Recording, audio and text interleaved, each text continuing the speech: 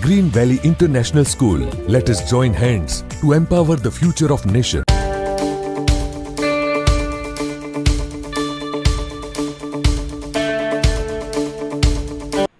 इस वीडियो में हम पढ़ रहे हैं क्लास 8 के हिस्ट्री के चैप्टर नंबर 5 को, जिसका नाम है व्हेन पीपल रिबेल।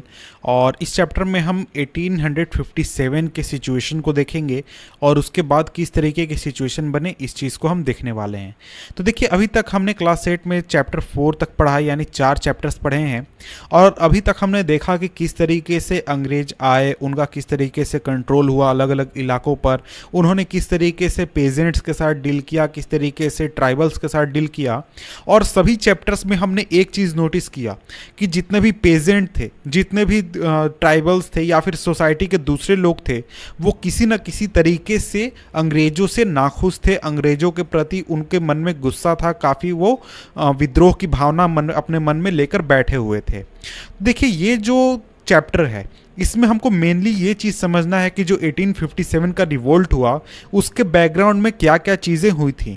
तो चैप्टर 4 में हमने जैसे देखा था कि बहुत सारी चीज़ें हुई थी कि ट्राइबल्स के साथ कई सारे रिवोल्ट्स भी हो चुके थे 1857 से पहले।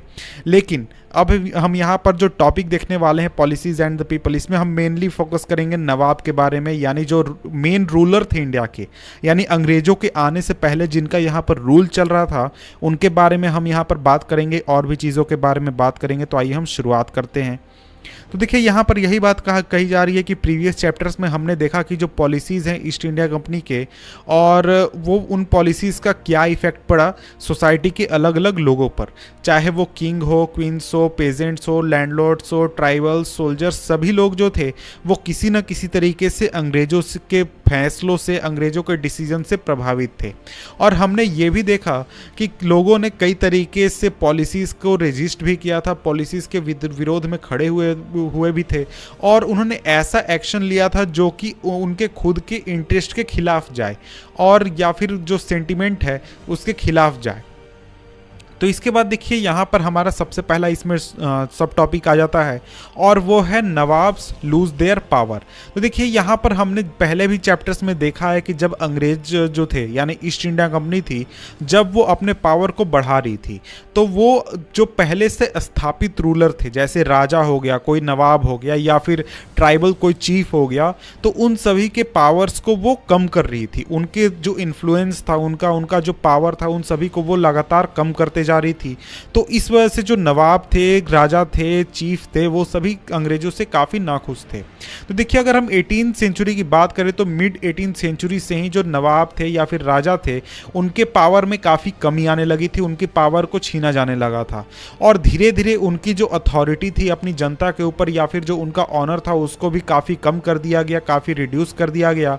और इसके साथ ही सभी राजा, नवाब सभी जगहों पर, यानी सभी राज्यों में रेसिडेंट्स को स्थापित कर दिया गया, बैठा दिया गया उनके राज दरबार में। और जो फ्रीडम था रूलर का, उसको काफ़ी कम कर दिया गया, यानी वो अपने मर्जी से कोई भी डिसीजन नहीं ले सकते थे। उनको कोई भी डिसीजन लेना होता था तो वो रेसिडेंट से डिस्कस करते थे। रेसिडेंट एक तरीके का हम कह सकते हैं कि एजेंट होता था, जो कि जो कंपनी है ईस्ट इंडिया कंपनी, उसके हित को वहाँ पर रखती थी कि कोई भी डिसीजन राजा द्वारा लिया जा रहा है, वो डिसीजन कंपनी के फ़ायदे में है या नहीं है, ये चीज़ रेसिडेंट के देखने का काम था। मतलब ये रेसिडेंट का काम हुआ करता था। और जब राजा कोई भी डिसीजन लेता था तो डिसीजन लेने से पहले उस डिसीजन के बारे में उसको रेसिडेंट से डिस्कस करना होता था। और इसके साथ ही कई और चीज़ें की गई थी, जैसे जो राजा होते थे, नवाब होते थे, उनके आर्म्ड फोर्सेस को भी कम कर दिया गया था, जैसे कि सब्सिडरी अलायंस ट्रीटी हो गया, या फिर और भी तरीके के नियम कानून लगाकर जो राजा थे उनकी ताकत को काफ़ी कम कर दिया गया था। और उनका जो रेवेन्यू का स्रोत था, या फिर जो रेवेन्यू था, या फिर उनका जो टेरिटरी था, इसको भी काफ़ी छीन लिया गया था धीरे धीरे करके। उनका जो प्रभाव था उनको कई तरीकों से कम कर दिया गया था। और इस बीच जो बहुत सारे रॉयल फैमिलीज थे, रूलिंग फैमिलीज थे, उन्होंने कई बार नेगोशिएट करने की कोशिश की कंपनी के साथ, ताकि वो अपने हित की रक्षा कर सकें, उनका जो हित है उसको वो बचा सकें। एग्जाम्पल के तौर पर अगर हम रानी लक्ष्मीबाई को देखें तो रानी लक्ष्मीबाई जो कि झांसी की रानी थी, वो चाहती थी कि कंपनी जो है वो उनके एडॉप्टेड बेटे को उनके राज्य का अगला उत्तराधिकारी घोषित कर दे, उसको मान ले उनके राजा की मृत्यु के बाद। क्योंकि हम जानते हैं कि जो लॉर्ड डलहौजी थे उन्होंने डॉक्ट्रिन ऑफ लैप्स लगाया था, उसकी वजह से कोई भी एडॉप्टेड सन या फिर जो एडॉप्टेड हायर है वो राज दरबार संभाल नहीं सकता है। तो इस चीज़ की वजह से जो रानी लक्ष्मीबाई थी उनको काफ़ी परेशानी हो रही थी, क्योंकि उनका कोई बच्चा नहीं था और वो चाहती थी कि एडॉप्टेड सन को अगला राजा घोषित कर दिया जाए। उसके बाद अगला एग्जाम्पल है नाना साहब, जो कि एडॉप्टेड सन थे पेशवा बाजीराव दो के, और वो चाहते थे कि जो उनके पिता को जो पेंशन मिलती थी वो पेंशन उन्हें भी दी जाए, उनको भी वही सम्मान दिया जाए। लेकिन जो कंपनी थी उन्होंने इन सभी के जो रिक्वेस्ट हम कह सकते हैं या फिर नेगोशिएशन कह सकते हैं, इन सभी को ठुकरा दिया, उनके बात को नहीं माना। और एक तरीके से ये कहा जा सकता है कि जो कंपनी थी वो अपने पावर को लेकर काफ़ी वो कॉन्फिडेंट थी या फिर ओवर कॉन्फिडेंट थे कि उनका जो मिलिट्री पावर है या फिर जो उनकी सुपीरियरिटी है वो काफ़ी ज़्यादा है और ये लोग कंपनी का, ईस्ट इंडिया कंपनी का कुछ बिगाड़ नहीं सकते हैं। तो इस वजह से जो कंपनी थी उसने इस तरीके के जितने भी राजा थे उनकी बातों को या फिर उनके जो रिक्वेस्ट थे उसको ठुकरा दिया, उसको नहीं माना। तो देखिए यहाँ पर आगे बात की गई है अवध के बारे में। तो देखिए अवध जो था वो लास्ट सबसे अंतिम में जिन राज्यों को कब्जा किया गया था उन राज्यों में से एक था। अवध को कब्जा किया गया था 1856 में, लेकिन इसको कब्जा करने की जो प्रोसेस था उसको काफ़ी पहले शुरू कर दिया गया था। 1801 में ही अवध पर सब्सिडरी अलायंस लगा दिया गया था, यानी कि जो राजा था वो कंप्लीटली अपना फोर्स नहीं रख सकता था। इस तरीके के नियम कई सारे लगा दिए गए थे। और इसके बाद 1856 में अवध पर कब्जा कर लिया गया, यानी अवध के राजा को, नवाब को वहां से हटा दिया गया और कंपनी का रूल वहां पर स्थापित कर दिया। जो गवर्नर जनरल थे, गवर्नर जनरल डलहौजी, उन्होंने डिक्लेयर कर दिया कि ये जो टेरिटरी है इसको यहाँ पर सही तरीके से रूल नहीं किया जा रहा है। यहाँ पर लॉ एंड ऑर्डर की सिचुएशन है, जो राजा है वो काफ़ी करप्ट है या फिर जो ऑफिशियल है वो काफ़ी करप्ट है। इस तरीके की बातें करके और वहाँ के नवाब को हटा दिया गया और वहां पर ब्रिटिश रूल को स्थापित कर दिया गया और कहा गया कि ब्रिटिश रूल आएगा तभी जाकर वहां पर अच्छा एडमिनिस्ट्रेशन दिया जा सकता है, लोगों को अच्छा शासन दिया जा सकता है। तो देखिए जो कंपनी थी उसने जो मुगल एम्पायर था या फिर मुगल किंग था उसको भी खत्म करने की कोशिश की, या कोशिश क्या की वो उसने आगे चलकर खत्म कर ही दिया। कंपनी हमेशा ये प्लान कर रही थी या फिर सोच रही थी कि किस तरीके से मुगल डायनेस्टी को हटाया जाए, खत्म किया जाए। तो देखिए जो नाम था मुगल किंग का उसको कॉइन्स पर से रिमूव कर दिया गया, यानी जो कंपनी कॉइन्स छापती थी उस पर से हटा दिया गया। इसके बाद 1849 में जो गवर्नर जनरल डलहौजी थे उन्होंने अनाउंस कर दिया कि जो बहादुर शाह जफर हैं उनकी मृत्यु के बाद जो फैमिली होगी बहादुर शाह जफर की, उसको लाल किले से बाहर निकाल दिया जाएगा और उनको दिल्ली के दूसरे जगहों पर स्थापित कर दिया जाएगा रहने के लिए। और इसके बाद 1856 में जो गवर्नर जनरल कनिंग थे उन्होंने डिसाइड किया कि जो बहादुर शाह जफर हैं वो लास्ट मुगल किंग होंगे और इनके बाद कोई भी व्यक्ति मुगल एम्पायर का राजा नहीं बनेगा या फिर इंडिया का राजा नहीं होगा। उसके मुगल किंग के बाद यानी बहादुर शाह जफर की मृत्यु के बाद जो उनके डिसेंडेंट होंगे उनको सिर्फ प्रिंस कहा जाएगा, उनको किंग नहीं कहा जाएगा, उनको किंग की उपाधि नहीं मिलेगी। तो इस तरीके से जो अंग्रेज थे उन्होंने मुगल एम्पायर को ख़त्म करने की कोशिश की, मुगल डायनेस्टी को ख़त्म करने की कोशिश की। इसके बाद अगर हम आगे बढ़ें तो आगे यहाँ पर इसी में टॉपिक आ जाता है the pageants and the sepoys. अब हम बात करने वाले हैं पेजेंट्स और सिपॉयज के बारे में। तो देखिए अगर हम कंट्री साइड की बात करें, देहाती इलाके की बात करें, तो वहाँ पर जो पेजेंट थे या फिर ज़मींदार थे वो भी काफ़ी ज़्यादा परेशान थे सरकार की वजह से, क्योंकि उनके ऊपर काफ़ी हाई टैक्सेस थोपे जा रहे थे या फिर जो रेवेन्यू का जो तरीका था, रेवेन्यू कलेक्शन का जो तरीका था वो काफ़ी रिजिड होता था, काफ़ी फोर्स किया जाता था जमींदारों को या फिर जो पेजेंट थे उनको काफ़ी फोर्स किया जाता था टैक्स देने के लिए। और इसके अलावा जो लोग अपने लोन देने में सक्षम नहीं रहते थे, मनी लेंडर्स को या फिर किसी भी तरीके के पैसे को चुकाने में सक्षम नहीं रहते थे, तो वो अपने लैंड्स भी खो देते थे जो कि उन्होंने कई जनरेशन से संभाल कर रखा हुआ था। तो देखिए इसके बाद अगर हम बात करें सिपॉयज की, तो सिपॉय जो थे वो कंपनी में काम किया करते थे, उनके पास भी कई सारे रीजंस थे जिसकी वजह से वो सरकार से काफ़ी ज़्यादा नाराज़ थे। वो काफ़ी अनहैप्पी थे अपने पे की वजह से, अपनी सैलरी की वजह से, अलाउंसेस की वजह से, या फिर जो सर्विस के लिए कंडीशन वहाँ पर था उससे भी काफ़ी ज़्यादा वो नाखुश थे।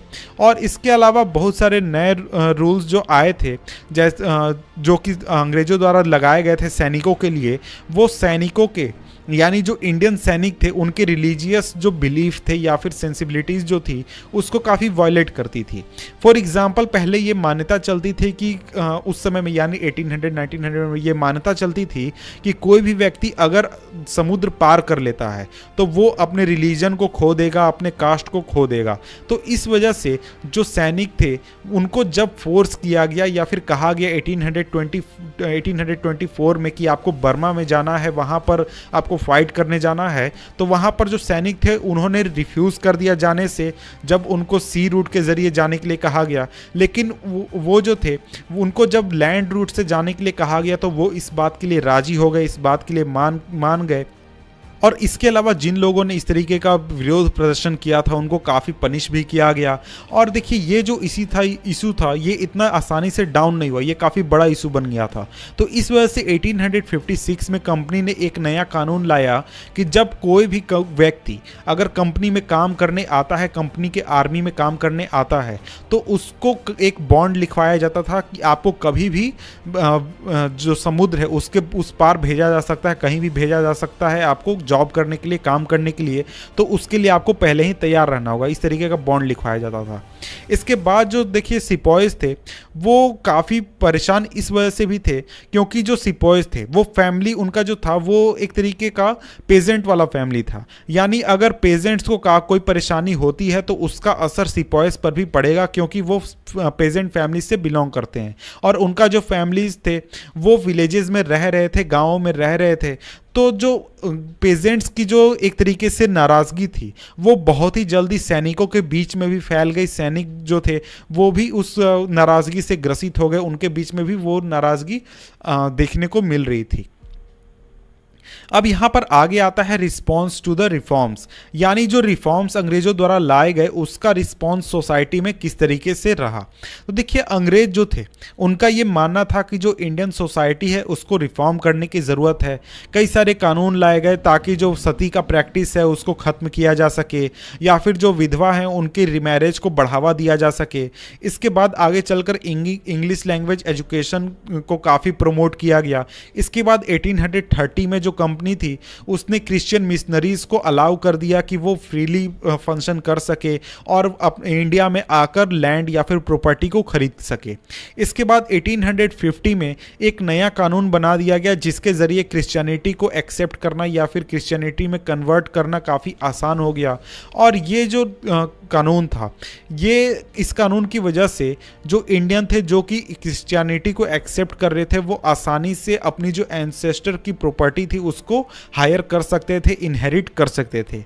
इसके बाद बहुत सारे इंडियंस यानी इस तरीके के डिसीजंस को देखकर बहुत सारे इंडियंस को ये लगने लगा, ये फील होने लगा कि जो ब्रिटिशर्स हैं वो इंडिया के रिलीजन को या फिर इंडिया के जो सोशल कस्टम है या फिर जो इंडिया का जो ट्रेडिशनल वे ऑफ लाइफ है उसको डिस्ट्रॉय करने की कोशिश कर रहे हैं, उसको ख़त्म करने की कोशिश कर रहे हैं।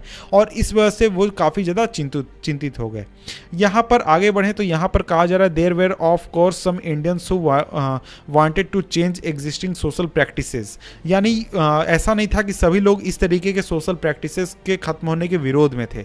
बहुत सारे ऐसे लोग भी थे जो कि चाहते थे कि इस तरीके के जो ख़राब सोशल प्रैक्टिसेस हैं उनको ख़त्म किया जाए। और इस तरीके के सोशल प्रैक्टिस के बारे में हम चैप्टर 7 में पढ़ने वाले हैं, रिफॉर्म्स या फिर रिफॉर्मर्स के बारे में। यहाँ पर देखिए आगे कहा गया है, एक टॉपिक है through the eyes of the people. यहाँ पर दो कहानियाँ दी गई हैं, यानी लोग अपने अकाउंट लोगों ने लिखे हैं, यानी लोगों ने क्या देखा, क्या हुआ, क्या सिचुएशन था उसके बारे में दो सोर्स यहाँ पर दिए गए हैं। तो उसको आप चाहें तो पढ़ सकते हैं। मैं इसको शॉर्ट में समझा दूँ तो एक व्यक्ति रहता है जो कि अपने अंकल के साथ जाता है, उसको पूजा कराने जाना होता है मथुरा, लेकिन वहाँ पर रास्ते में एक उसको कई सैनिक मिलते हैं, वो उसको बताते हैं कि बहुत ही जल्दी रिवोल्ट होने वाला है मेरठ में या फिर उसके आसपास के रीजन में, क्योंकि जो अंग्रेज हैं वो जो हिंदू है या फिर इंडियन जो धर्म है हिंदू और मुस्लिम का, उसको ख़त्म करने की कोशिश करे, इसके विरोध में रिवोल्ट होने वाला है, इसलिए आप उधर मत जाएं। इस तरीके की ये छोटी सी स्टोरी है। इसके बाद यहाँ पर जो सोर्स 2 है इसको आप खुद से पढ़ सकते हैं। यहाँ पर एक व्यक्ति का कहानी है कि वो बताता है कि किस तरीके से रिवोल्ट होता है या फिर किस तरीके से उसको हैंडल किया जाता है।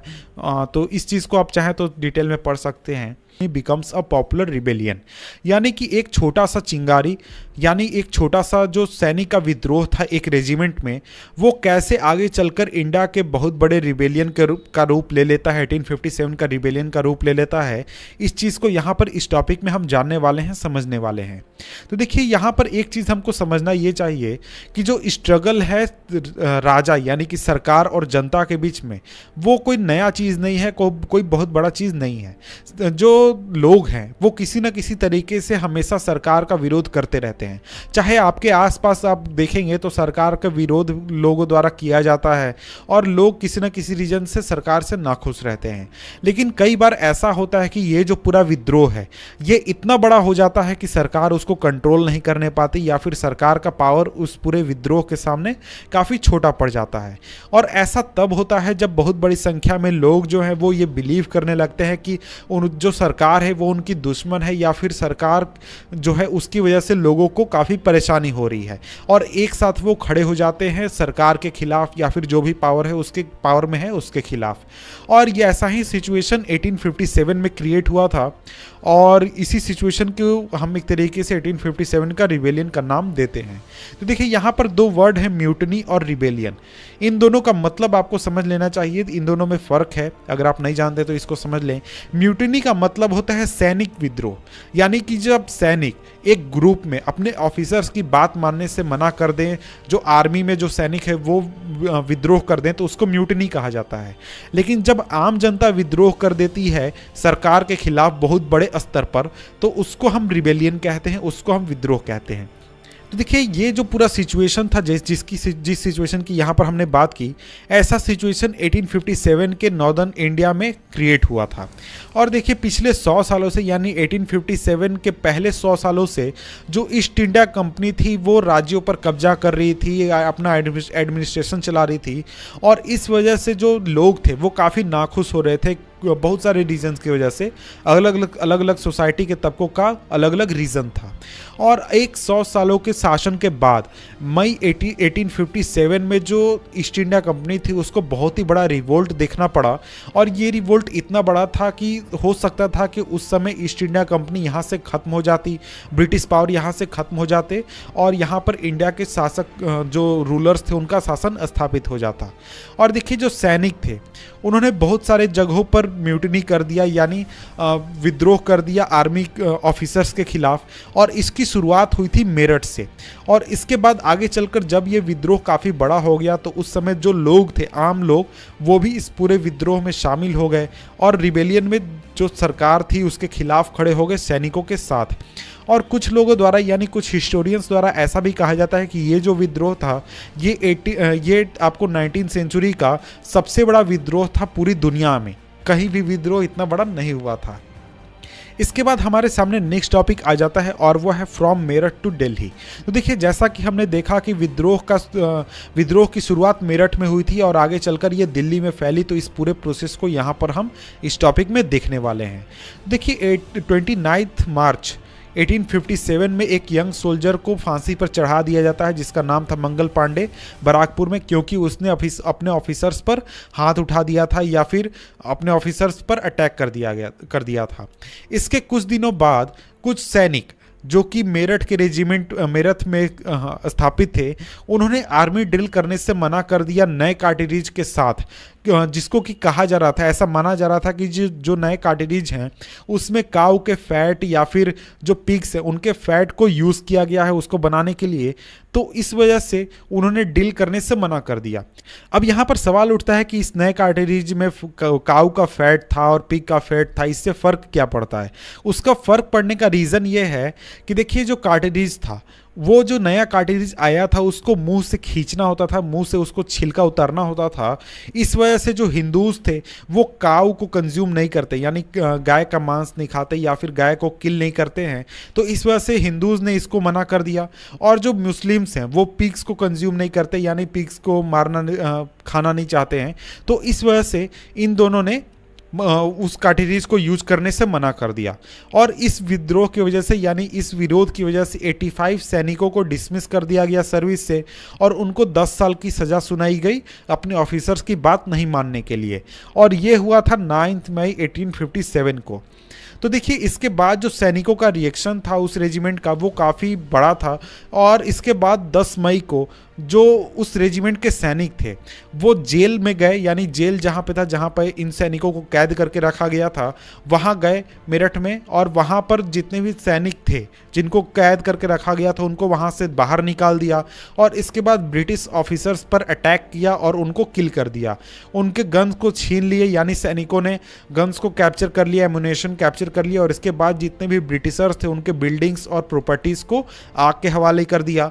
और उन्होंने फिरंगीज के खिलाफ वार डिक्लेयर कर दिया। फिरंगीज का मतलब अंग्रेज, तो ये तो आप जानते ही होंगे। और देखिए इसके बाद जो सैनिक थे उन्होंने ये डिटरमाइन किया, उन्होंने ये तय किया कि ये जो पूरा देश है यहाँ पर जो अंग्रेज है उनका शासन खत्म करना है, यहाँ से उनको किसी भी तरीके से बाहर खदेड़ देना है, निकाल देना है। लेकिन यहाँ पर उनके सामने एक सवाल आया कि अगर उनको बाहर निकाल दिया जाता है, जो अंग्रेज हैं उनको अगर बाहर निकाल दिया जाता है तो उसके बदले में आगे चलकर रूल कौन करेगा। तो इसके बाद सैनिकों के बीच से एक आवाज़ निकल कर आई, एक नाम निकल कर आया, वो था बहादुर शाह जफर, जो कि मुग़ल एम्परर थे। और ये नाम बिल्कुल सूटेबल था क्योंकि जो मुग़ल एम्पायर था उसने पिछले 200-300 सालों से इंडिया पर रूल किया था और वो सबसे अच्छा कैंडिडेट हो सकता था आगे रूल करने के लिए। इसके बाद जो सैनिक थे मेरठ के वो उन्होंने रात भर सवारी करके अगले सुबह वो 10 मई को मेरा मतलब 10 मई के अगले सुबह वो दिल्ली पहुँचे। और वहाँ पर वो पहुँचने के बाद वो जमा हो गए, जो लाल किला था जहाँ पर रहा करते थे बहादुर शाह जफर, वहाँ पर जमा हो गए। और जब उनके पहुँचने की खबर दिल्ली में फैली तो दिल्ली में भी बहुत सारे जो रेजिमेंट्स थे जो कि दिल्ली में तैनात थे वो भी रिबेलियन में आ गए और ब्रिटिश ऑफिसर्स की हत्या कर दी, गन और एमुनेशन छीन लिए, बिल्डिंग्स को आग लगा दिया। और इसके बाद वो भी वहाँ पर पहुँच के रेड फोर्ट पहुँच गए। और रेड फोर्ट पहुंचने के बाद इन सैनिकों ने बहादुर शाह जफर से मिलने की डिमांड की कि हमको मिलना है उनसे। लेकिन देखिए जो एम्परर थे वो चाह नहीं रहे थे कि ब्रिटिश पावर के खिलाफ जाया जाए या फिर ब्रिटिश पावर जो है उसको चैलेंज किया जाए। लेकिन जो सैनिक थे उन्होंने काफ़ी ज़ोर दिया कि हमको चैलेंज करना है, हम इनको चैलेंज करेंगे। और इसके बाद वो किसी भी तरीके से फोर्स करके अंदर चले गए महल के अंदर, और वहाँ पर जो बहादुर शाह जफर थे उनको अपना लीडर घोषित कर दिया और इंडिया के एम्परर के रूप में उनको घोषित कर दिया। तो देखिए जो सैनिक थे उनके डिमांड की वजह से जो एम्परर थे जो कि काफ़ी बूढ़े हो चुके थे बहादुर शाह जफर, उन्होंने जो लोग थे सैनिक थे उनके डिमांड को एक्सेप्ट कर लिया। और इसके बाद उन्होंने इंडिया के सभी चीफ्स को, रूलर्स को एक लेटर भेजा कि हमको कन्फेडरेसी बनानी चाहिए इंडियन स्टेट्स का, ताकि हम ब्रिटिशर्स को फाइट कर सकें और उनको यहाँ से बाहर निकाल सकें। तो देखिए ये जो स्टेप लिया गया बहादुर शाह जफर का उसका काफ़ी ज़्यादा इम्प्लीकेशन हुआ। क्योंकि देखिए अगर कुछ हज़ार सैनिक अगर दिल्ली को कैप्चर कर लेते हैं तो उसका ये मतलब नहीं होता कि पूरे इंडिया पर जो ब्रिटिशर्स है उनका कंट्रोल छूट जाएगा। लेकिन अगर एक मुग़ल एम्परर जिसने 200-300 सालों तक जिसकी फैमिली ने इंडिया पर रूल किया है, अगर वो इस बात को एक्सेप्ट करता है और कहता है कि हमको मिलकर साथ लड़ना चाहिए, तो उसके बाद का वजन बहुत ही ज़्यादा होगा। जितने भी रूलर होंगे या फिर राजा होंगे, नवाब होंगे, वो उनकी बात को काफ़ी ज़्यादा तवज्जो देंगे, वैल्यू देंगे। और इसके बाद जितने भी छोटे रूलर्स थे या फिर जितने भी चीफ थे उन्होंने जो अपने इलाके पर रूल कर रहे थे वो पहले भी मुग़ल एम्पायर के अंदर में अपने इलाके पर रूल कर रहे थे। और उन्होंने देखा था कि जो ब्रिटिश एम्पायर है उनकी जो एक्सपेंशन की जो पॉलिसी है उसकी वजह से उनका पावर कभी भी जा सकता है, उनके राज्य को कभी भी छीना जा सकता है। तो इस बात से वाकिफ़ थे वो, इस वजह से उन्होंने देखा कि अगर मुग़ल एम्परर फिर से रूल कर लेते हैं तो वो भी अपने इलाके पर, अपने टेरिटरी पर फिर से रूल करने पाएंगे मुग़ल अथॉरिटी के अंदर में। तो देखिए ये जो पूरा प्रोसेस हो रहा था, जो ब्रिटिशर्स थे वो उन्होंने बिल्कुल भी ऐसा एक्सपेक्ट नहीं किया था कि ऐसा कुछ हो सकता है। उन्होंने समझा था कि ये जो कार्टिलेज का प्रॉब्लम है, कार्टिलेज का जो इशू है, वो बहुत ही जल्दी ठंडा हो जाएगा, ख़त्म हो जाएगा। लेकिन जब बहादुर शाह जफ़र ने इस पूरे मूवमेंट को एक्सेप्ट कर लिया या फिर पूरे रिबेलियन को सपोर्ट कर दिया, तो इस चीज़ की वजह से जो पूरा सिचुएशन है वो काफ़ी ज़्यादा चेंज हो गया और लोगों को एक मौका दिखने लगा कि अब अंग्रेज़ों को यहाँ से निकाला जा सकता है, यहाँ से ख़त्म किया जा सकता है और हम आसानी से अंग्रेज़ों के खिलाफ फाइट कर सकते हैं। तो इसके बाद यहाँ पर देखिए आगे हमारा नेक्स्ट टॉपिक है द रिबेलियन स्पिरिट्स, यानी अब ये जो रिबेलियन है ये दिल्ली से फैलकर दूसरी जगहों पर कैसे पहुँचा, इस चीज़ को यहाँ पर अब हम इस टॉपिक में देखने वाले हैं।